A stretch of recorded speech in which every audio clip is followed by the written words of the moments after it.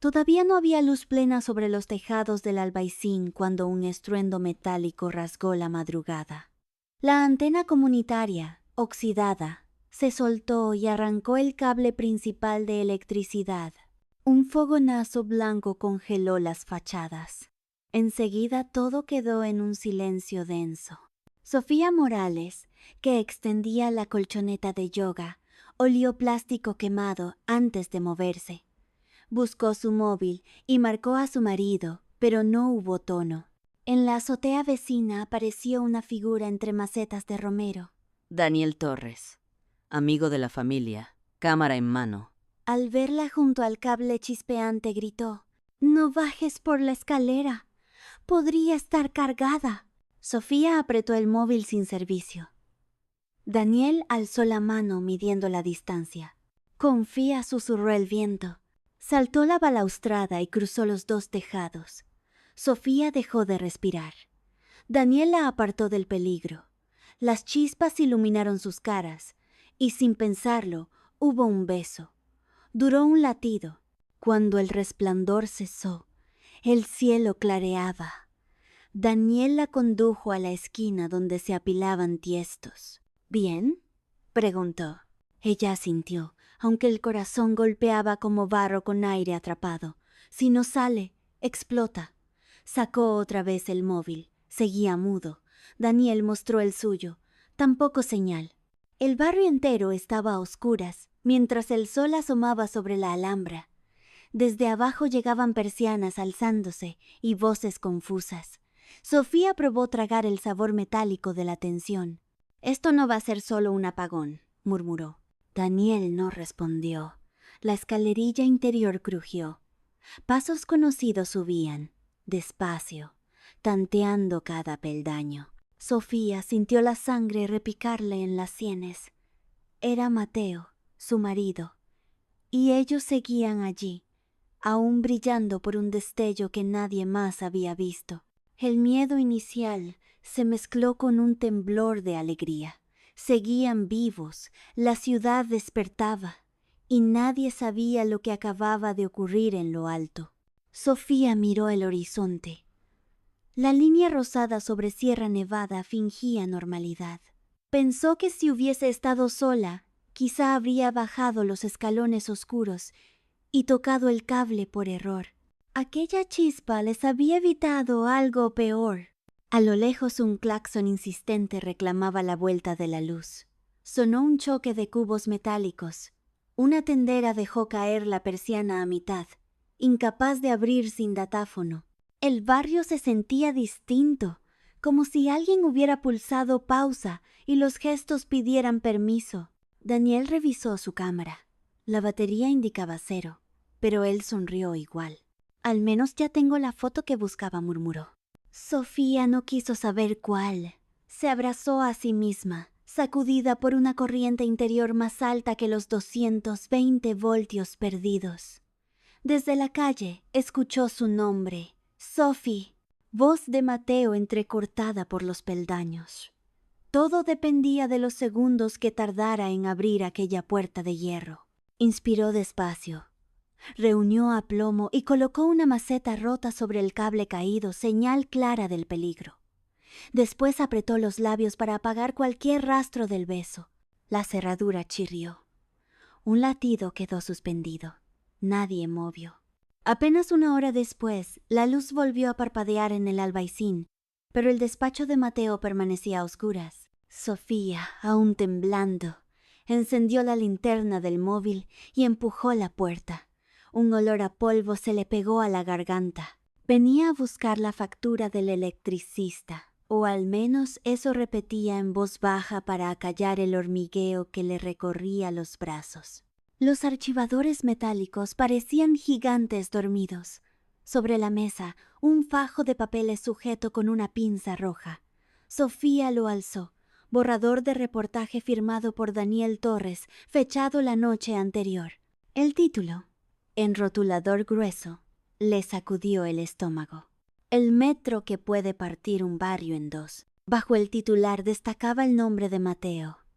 Un plano del túnel señalaba con una flecha la casa de la señora Luz Marina, vecina de 90 años que riega las bugambillas. Un párrafo advertía que la perforadora podía desestabilizar su vivienda. Sofía sintió que el techo descendía unos centímetros. En la repisa, el escáner descansaba todavía tibio. Mateo debía digitalizar los documentos cuando la corriente se cortó. Ella pasó la mano por el cristal. Parecía sudar tensión. Un murmullo subió desde la calle. Vecinos reunidos discutían firmas y derribos. Sofía pensó en Mateo, preparando la cena tan sereno, y en Daniel fotografiando grietas como quien busca una contraseña. La linterna proyectó su sombra en la pared.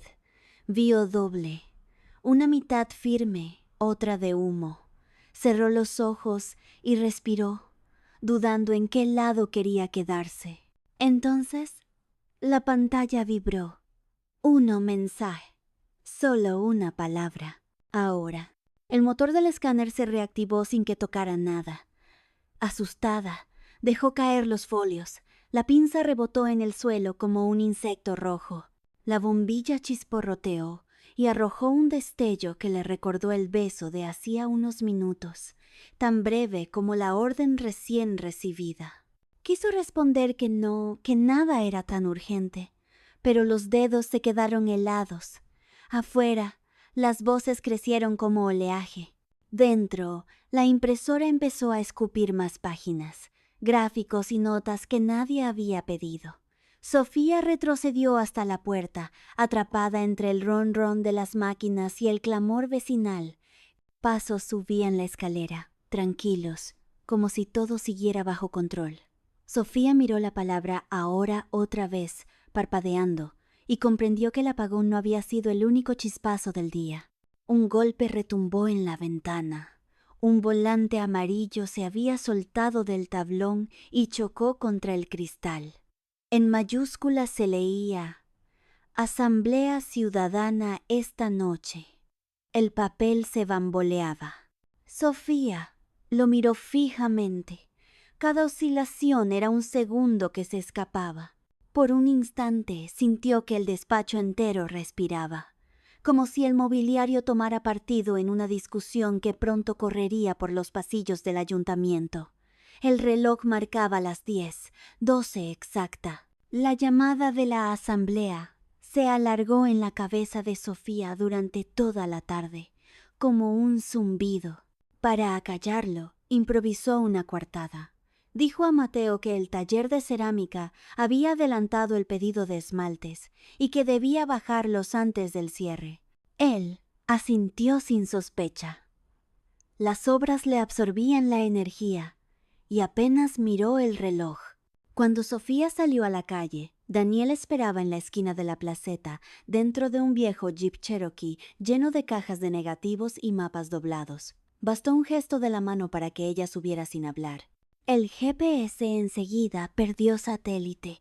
La tormenta que se formaba sobre Sierra Nevada deshilachaba la señal.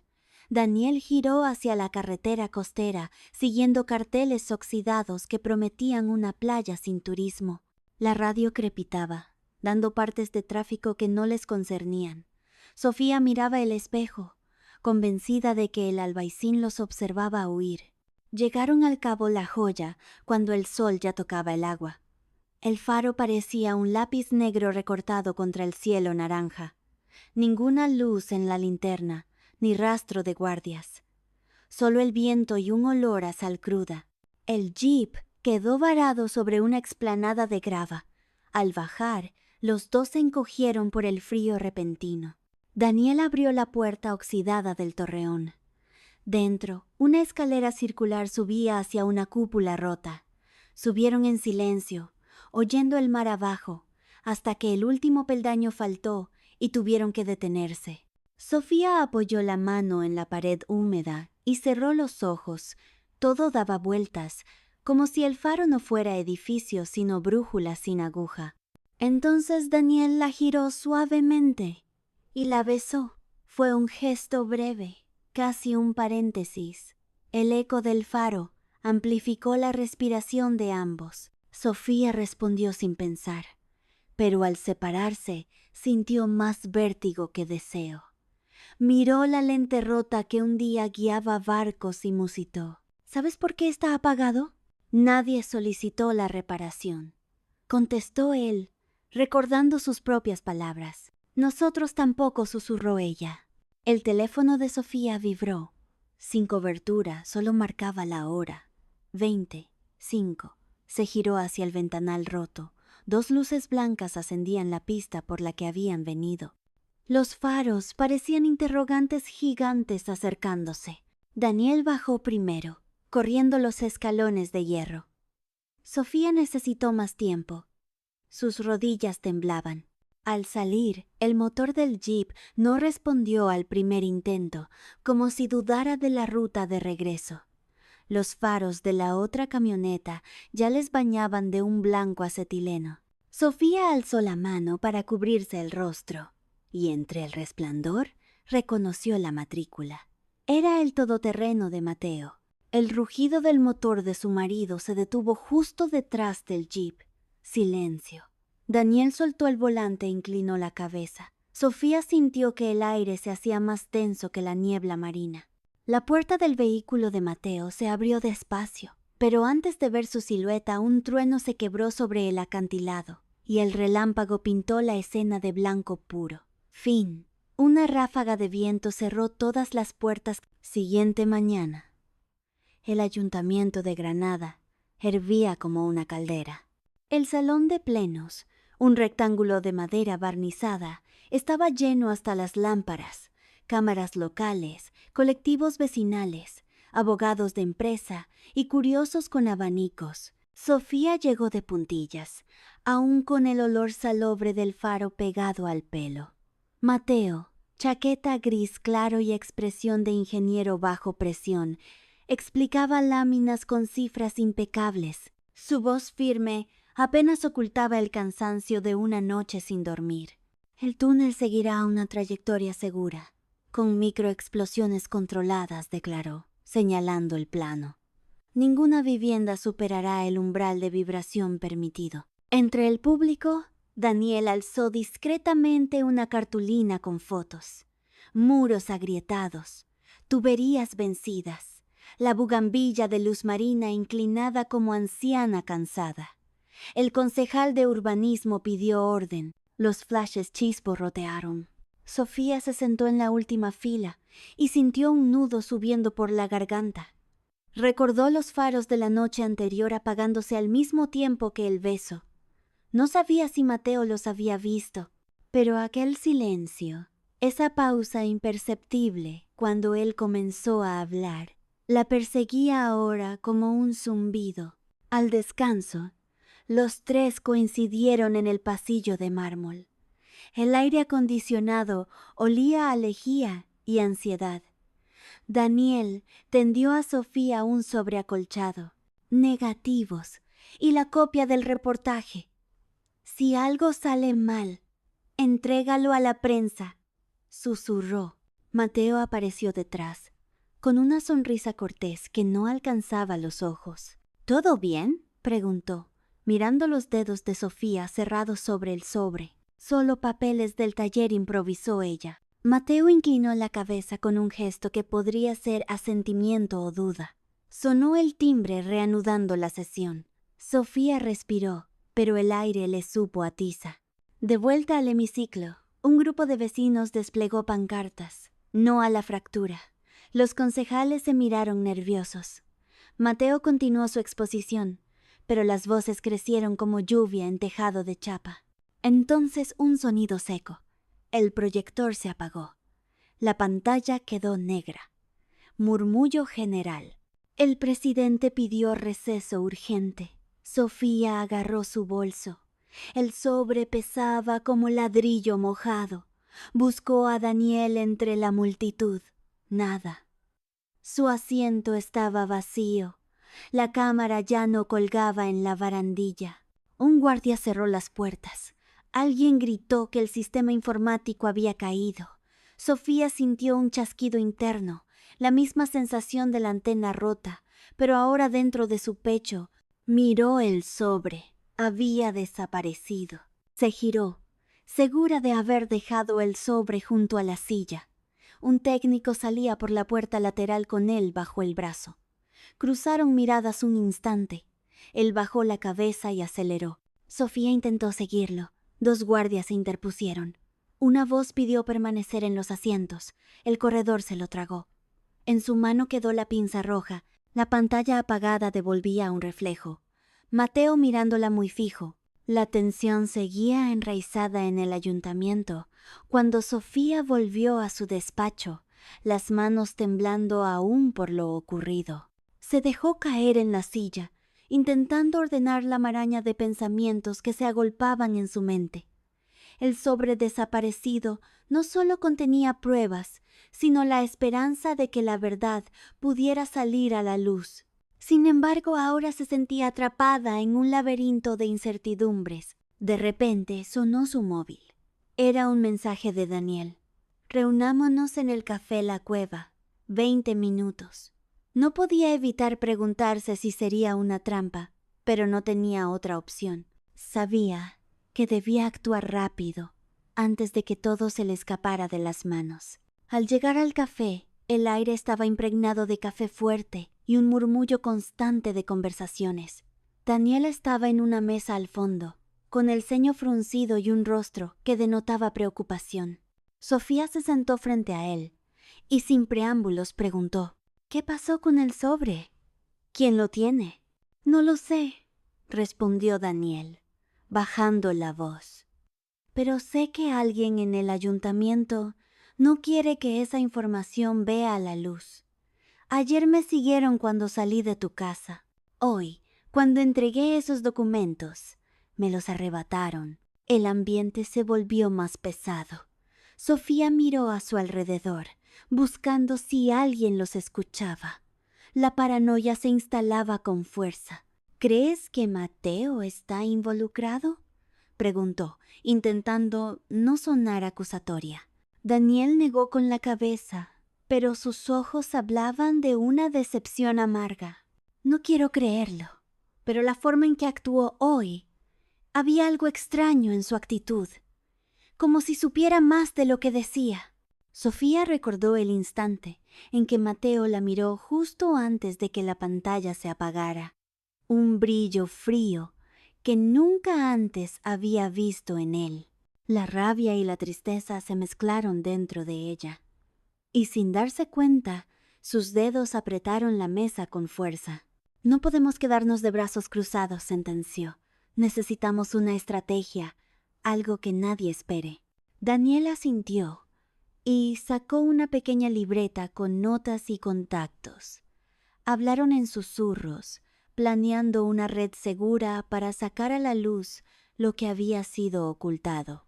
Pero el tiempo jugaba en su contra, y las piezas del rompecabezas no encajaban del todo. En medio de la conversación, la puerta del café se abrió de golpe.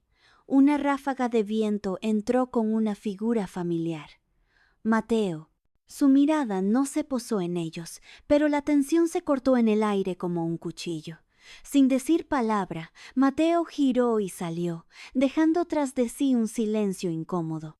Sofía miró a Daniel, los ojos llenos de preguntas sin respuesta. ¿Qué buscaba Mateo? ¿Era un enemigo o una víctima más de esta red de secretos? Aquella noche, en la soledad de su apartamento, Sofía se quedó mirando el techo, repasando cada palabra, cada gesto.